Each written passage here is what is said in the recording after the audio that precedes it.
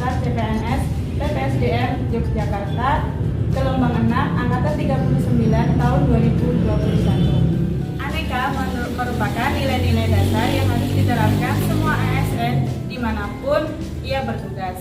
Nah, aneka terdiri dari yang pertama, akuntabilitas, kedua, nasionalisme, yang ketiga, etika publik, yang keempat, komitmen mutu, dan yang terakhir adalah anti korupsi. Nah, bagaimana penerapan aneka di instansi penempatan saya, yaitu di SMP Negeri 1 Sregi?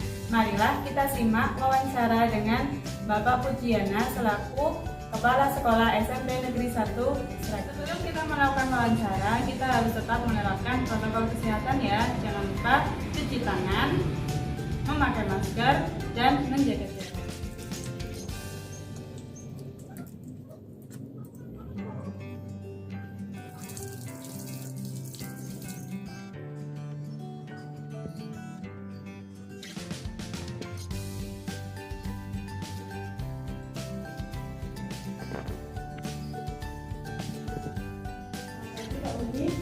Selamat pagi Bu Siti Saulka. Terima kasih untuk waktunya. Di sini saya akan bertanya kepada Bapak tentang penerapan nilai-nilai aneka di SMP Negeri 1 Sregi. Langsung saja ya Pak. Ya, Untuk baik, yang pertama, monggo. apakah ASN di SMP Negeri 1 sudah menerapkan nilai-nilai aneka enggak Pak? Iya, baik. Terima kasih atas pertanyaannya. Begini ya, Bu. Pada dasarnya rekan-rekan di SMP 1 Sregi ini kan ada dua ASN, yang satu ASN pemerintah, yang satunya non pemerintah atau non calon individu. Sebagai seorang ASN di SMP 1 Sregi ini kita tentunya berusaha keras untuk menerapkan nilai-nilai aneka di lingkungan SMP 1 Sregi. Sejak dari awal tahun pelajaran kita selalu peringatkan itu, kita selalu terapkan sehingga rekan-rekan di SMP 1 Sregi ini harapan kita punya etika, kemudian punya kedisiplinan, punya rasa nasionalisme, kemudian juga punya rasa tanggung jawab. Dan ini selalu kita ingatkan setiap kali pelaksanaan pembelajaran di pagi hari. Sebelum kita melaksanakan tugas, rekan-rekan kita kumpulkan untuk apel pagi, untuk memberikan masukan-masukan, baik itu masukan dari kepala sekolah sendiri ataupun masukan dari rekan-rekan guru dan tata usaha sebelum kita melaksanakan tugas di hari itu. Begitu Mbak kira-kira.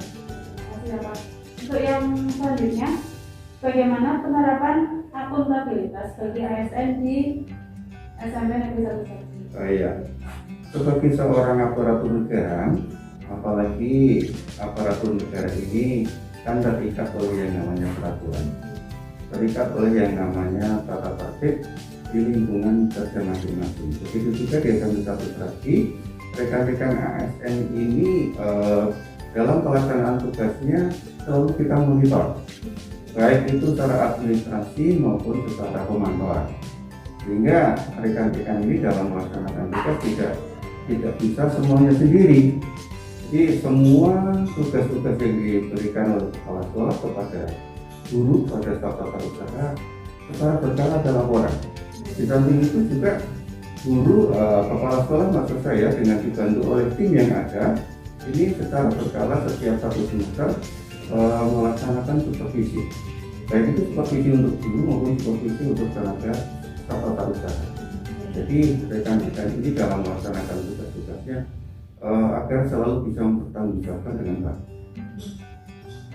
Gitu. Untuk selanjutnya, bagaimana cara aktualisasi nasionalisme di lingkungan sekolah sebagai seorang pendidik? Oke, terima kasih atas pertanyaan ini. Ini pertanyaan yang sangat bagus. Kita selaku warga negara sudah barang tentu harus memiliki rasa nasionalisme yang tinggi, terutama kita selaku ASN di dalam kehidupan bermasyarakat. ASN ini selalu menjadi sorotan. Oleh karenanya nilai-nilai nasionalisme harus selalu kita wujudkan dalam kehidupan sehari-hari sehari-hari, baik itu di kantor ataupun di masyarakat tempat tinggalnya. Sebagai salah satu contoh, setiap ada musibah, ada bencana alam, rekan-rekan selalu mengumpulkan dana walaupun tidak banyak untuk membantu meringankan saudara-saudara kita yang terkena musibah. Gitu. Kemudian juga secara mikro di tingkat kabupaten katakanlah, rekan-rekan selaku ASN ini ada aturan pengenaan pakaian seragam. Ini merupakan suatu wujud nasionalisme, bergotong royongan dan seterusnya. Gitu. Terima kasih Bapak, sangat jelas sekali penjelasannya. Untuk selanjutnya, bagaimana contoh penerapan etika publik di lingkungan sekolah? Oke. Etika publik, etika birokrasi di SMP 1 Seragi selalu kita terapkan di dalam kehidupan seorang pegawai di lingkungan sekolah. Ini kita memiliki yang namanya untuk guru itu ada yang namanya kode etik guru. Kode etik guru ini merupakan satu pedoman bagi seorang guru dalam melaksanakan tugas, baik itu di kantor maupun di lingkungan masyarakat. Gitu. Sebagai satu contoh, sebagai seorang ASN, sebagai seorang guru, etika publik ini harus kita pegang. Di masa-masa seperti sekarang ini, yang namanya informasi, yang namanya komunikasi melalui sosial media misalnya, nah ini yang penting bagi seorang ASN, terutama teman-teman saya di SMP 1 Seragi. Ini selalu saya tekankan, hati-hati di dalam mengeluarkan sebuah statement yang kemudian dimuat di media sosial. Ini penting agar apa? Agar kita tidak memperkeruh suasana, agar kita tidak melakukan suatu pelanggaran etika publik. Gitu. Iya. Untuk selanjutnya, nilai yang berikutnya yaitu tentang komitmen mutu. Nah, bagaimana pendapat Bapak tentang cara meningkatkan komitmen mutu bagi ASN agar terwujud iklim dalam bekerja itu yang bagus di lingkungan sekolah ini? Iya, terima kasih. Untuk komitmen peningkatan mutu ya Mbak, selaku seorang pegawai ini rutin. Setiap tahun pada awal tahun, pegawai negeri sipil, terutama ini pegawai negeri sipil, itu diwajibkan untuk menyusun rencana kerja yang biasa disebut dengan itu disusun setiap awal tahun. Nah, kemudian selama 1 tahun dievaluasi dan diadakan penilaian. Program-program yang harus disiapkan oleh rekan-rekan guru ini juga harus dibuat pada awal-awal tahun, sehingga seorang pegawai di lingkungan SMP 1 Seragi, baik itu pegawai yang pemerintah maupun non pemerintah atau non ASN ini dalam melaksanakan tugas berdasarkan rencana kerja. Rencana kerja secara menyeluruh di SMP 1 Seragi itu setiap tahun juga kita buat ya, yang namanya APBS ya, RKAS, APBS, kemudian program-program kerja sekolah, program jangka menengah, program jangka panjang. Ini merupakan acuan bagi rekan-rekan guru dan tata usaha dalam menyusun program kerja setiap tahunnya. Sehingga peningkatan mutu ini juga harus selalu kita lakukan untuk meningkatkan mutu, untuk meningkatkan kompetensi semua pegawai. Pengiriman tenaga guru maupun tata usaha untuk mengikuti kegiatan seperti seminar dan sebagainya. Ini ini peningkatan itu harus ada di setiap kantor, di setiap instansi. Ya, terima kasih Bapak. Untuk yang terakhir, bagaimana contoh penerapan anti korupsi di lingkungan sekolah yang Bapak pimpin? Oke, terima kasih.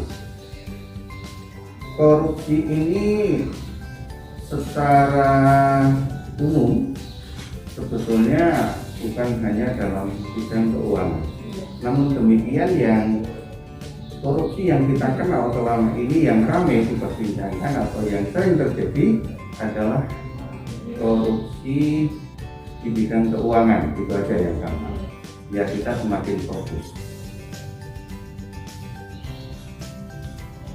Agar kinerja dari kepala sekolah sampai ke bawah itu tidak memberikan celah untuk melakukan kecurangan, maka sekolah dalam menyusun anggaran itu dilakukan secara terbuka, secara transparan.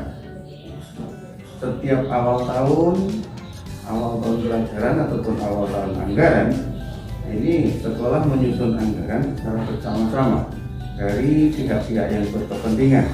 Kita libatkan pemangku kepentingan yang itu kita libatkan. Di antaranya kita mengajak komite, mengajak wakil dari guru, kemudian mengajak wakil dari orang tua untuk menyusun anggaran.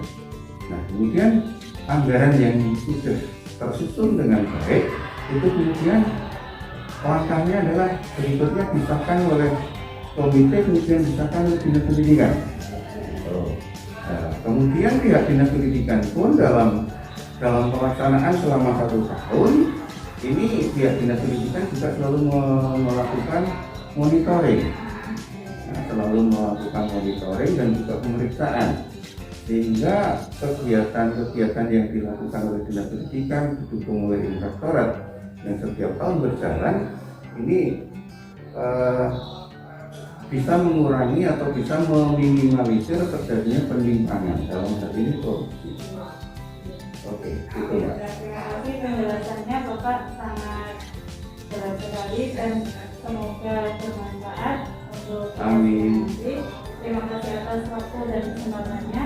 Semoga Bapak tetap sehat semua dan tetap menjaga kesehatan di masa pandemi. Amin, terima kasih kembali. Demikian tadi wawancara dengan Bapak Budiana tentang implementasi nilai-nilai dasar aneka di SMP Negeri 1 Seregi.